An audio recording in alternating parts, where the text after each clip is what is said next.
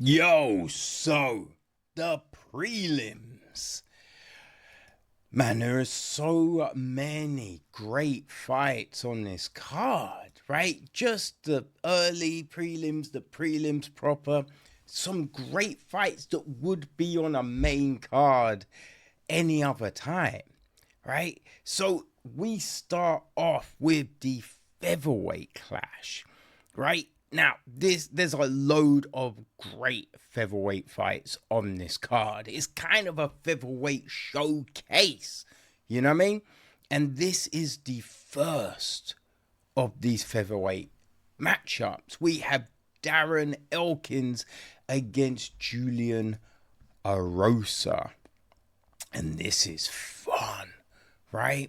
So, Juicy J, right? Juicy J, Julian Erosa. He's on a 2-fight win streak. He is 8-7 in the UFC. Came via the Contender Series, which I think I'd completely forgotten. It just feels like, I don't know, I thought he might have come from Ultimate Fighter or something. But yeah, no, a Contender Series alum. Last time out, he beat Christian Rodriguez with a guillotine. And we know how good, Rodriguez is. First round, that was July 2024. Ricardo Ramos before that. Both guillotines.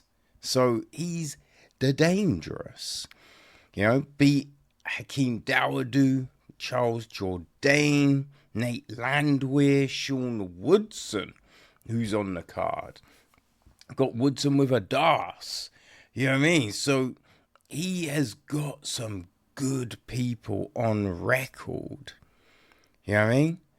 And he's been around, man, doing his thing. Right, so he's got submissions. He's won by strikes. I mean, he can mix it up. He can mix it up, which is great. He's 35, 6'1", 74.5 reach. Now, he is going up against the damage, Darren Elkins. Oh, my days. He's 40, 5'10", 71-inch reach. Right? And he is also on a 2-fight win streak. He's 19-10 in the UFC. He beat Daniel Pineda last time out. That was October 2024. Got fight of the night, I think. He beat TJ Brown before that. Rear naked choke. And Darren, man, he can win so many ways. He can sub you. He can, he's stopped people, ground and pound. Like when you think he's beaten Michael Johnson, Dennis Bermuda. I think one of the most craziest wins from Elkins was Misred Betek, right? When that dude was I think he was undefeated at the time, right? And he was winning. And then in the third round, Elkins just turned it on and got the stoppage, which was incredible. So yeah, like Elkins, he can grind out a decision. There's so many ways he will get it done. The one thing that will happen when Darren Elkins is on the card, there will be blood. Right? There will be blood. There will be damage. Right? There will be damage. But Elkins will not quit. He will not quit.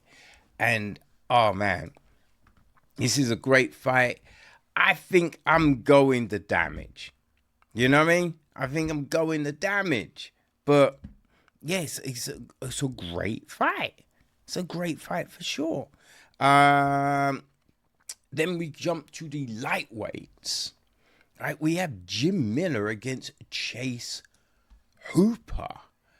Ooh, this is an interesting one. A10, Jim Miller. I don't understand what A10 is. I don't know. Is that a gun? I'm not, maybe it's a wrestling term. I do not know. But Jim Miller is a stud, right? 41, 5'8", 71 inch reach.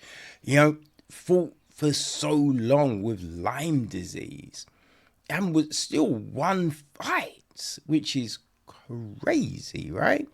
He's coming off a win in his last fight, which was Damian Jackson caught him with a guillotine. That was November last year. Right, he's 27-17, won no contest. Yeah, that's old Jim's record. He lost to Bobby Green. I mean, it was King Green, but I believe he is changing back to Bobby, right? But he's beaten Gabriel Benitez, Jesse Butler of late, Donald Cerrone, Nicholas Motta, Eric Gonzalez, you know, Roosevelt Roberts, Clay Guida, Jason Gonzalez. Like, he's got some good names on the record, and he's fought, you know, when you just think he's fought the best of the best, right? He's fought Dustin Poirier, Anthony Pettis, Dan Hooker, Charles Oliveira. You know what I mean? Vince Pichel. Like, he's fought studs. He's fought the top shotters in the division. You know? He beat Takanori Gomi. I mean, come on. Jim Miller, people. He is going up, though, against Chase the Dream Hooper. Now, we know Chase, right? He's 25, 6'1", 74-inch reach. He's on a 4-fight win streak. You know, came via the Contender Series. He's 7-3 in the UFC. And Chase has got some really good wins. Caught Clay Guida in an armbar last time out. That was December 2024. Right, first round. And he had beaten Clay like I feel it was a few weeks prior in a grappling contest. You know what I mean? So it's just like, shit, impressive. You know? Yeah, it was a... Oh, no, it was the previous year. Okay, it was in 2023, the grappling contest. Man, I for some reason I thought it was the same, but you know, anyway, they fought, you know, but he's you know, his fight against Vyacheslav Boshkalov, right, when he caught him in a dust was really impressive. And here's the thing with Chase, right? Early on, great at grappling, right? He would get beaten up, but get that person to the ground, choke them out. You know, impressive. But his stand-up was horrible. It was trash. And you're just like, yeah, this is not good at all. But, right, here's the thing. He worked on that striking. He really worked on that striking. And, yeah, the last few fights, it is so noticeable. It's crazy. In the Birchelov fight and the Guida fight, his stand-up was great. He's put on muscle. He is a completely different fighter. And I think that's going to be the thing, right? He's got a good jab. I think he's going to be able to hold Jim off. Now, Jim can still win this fight, especially when we get into the grappling. You know what I mean? So it's not, you know what I mean, like, oh, he's going to blow Jim away. But I do think Chase, I think Chase could get it done. So we're going Chase, right? Our next fight, we got the women's strawweight clash. Our second and last women's fight on the card. This is an intriguing one. We have Xiaonan against Virna Jandiroba, right? Woo! Boy. So, Xiaonan. I don't know what the 9 means, but, right, she's 35, 5'5", 63-inch reach, coming off a win in her last fight, right? She's 9-3 in the UFC. She beat Tabitha Ritchie last time out and was very dominant in that fight, you know? And that was coming off the loss to Weili Zhang Weili, even. Which, man, she didn't, she put on a good showing. It was crazy, though. She was choked out, right? I think it was at the end of the second round. She was out, right? And then they brought her back. It was insanity. But, man, she's beaten some good, like, she beat Jessica Andrade, Mackenzie Dern, Claudia Gadelha, Karolina Kowalski, Angela Hill. Right, she's got some good victories on the card, right? She's knocked people out, right? Knocked people out, which is always like, ooh, boy. She does have one sub, like back in the day. And she is going against, Virna Jandiroba, which, oh man, this is like kakara. Man, Gina, she's 36, 5'3", 64-inch reach, and she's on a 4-fight winning streak, looking great. She's also 7-3 in the UFC. Went 3-0 in Invicta. I think she picked up the belt in Invicta as well, right? Beat Amanda Lemos via armbar in July last year. Impressive. Beat Lupe Godzilla. Impressive. Marina Rodriguez. Impressive. They both have victories over Angela Hill, and like her grappling is on point. Jandiroba's grappling is on point. But she can tear it up too. She really can. And I think a victory could get her possibly a crack at the belt. And man, she does deserve that. I feel she does deserve it. And I'm saying that's what's going to happen. Right, so we close off the prelims with another featherweight clash. It is Dan Ige against Sean Woodson. This, man, what a fight to end things on, right? What a fight to end things on. The sniper, Sean Woodson. Whoo! And he really is 32, 6'2", 78 reach. 78 reach. He's 6-fight win streak. I mean, that's impressive shit, right? He is 7-1 in the UFC, came via the Contender Series, you know?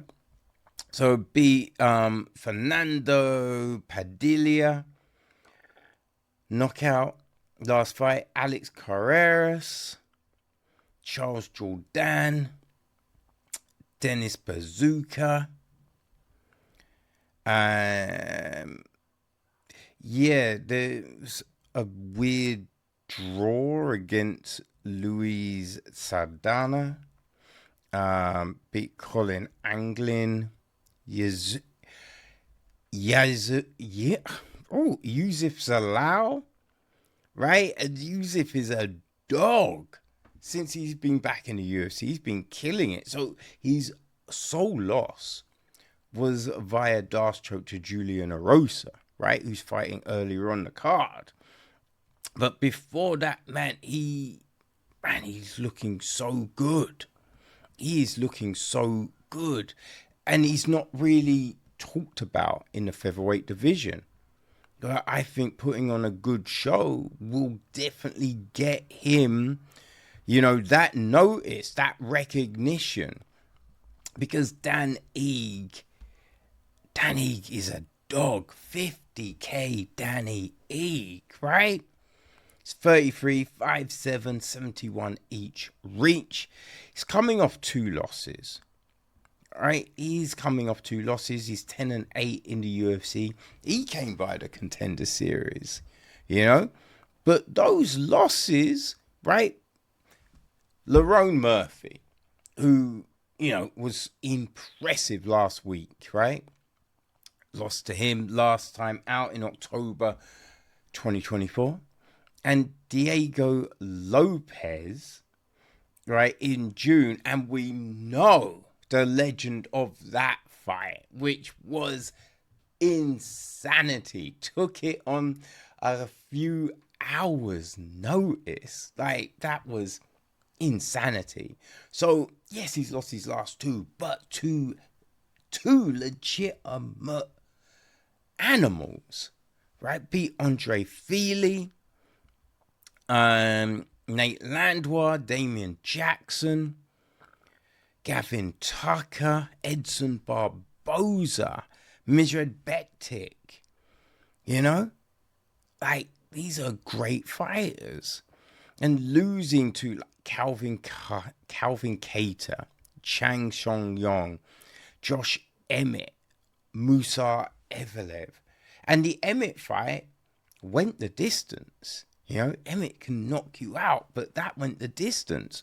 Bryce Mitchell put on a good performance against him. But, yeah, he's durable, tough, mad heart. He has turned off people's lights, right? He's definitely done that. There's been, a couple of submissions, a couple of rear naked chokes at Kimura, back in the day. But mainly it's the hands, right, when it comes to Ige. Mainly it's the hands. I really like this fight. This fight is good. Ige's also got good footwork, good head movement. You know what I mean? But with that reach, he's going up against a sniper, people. He's going up against a sniper. And I gotta say, man, I think Sean Woodson has mad potential. Right? I think we could see him challenge for the belt. So I am throwing my hat with Sean Woodson to get the win. Oh, but that's a fight to bring us into the main card for sure. So let's go.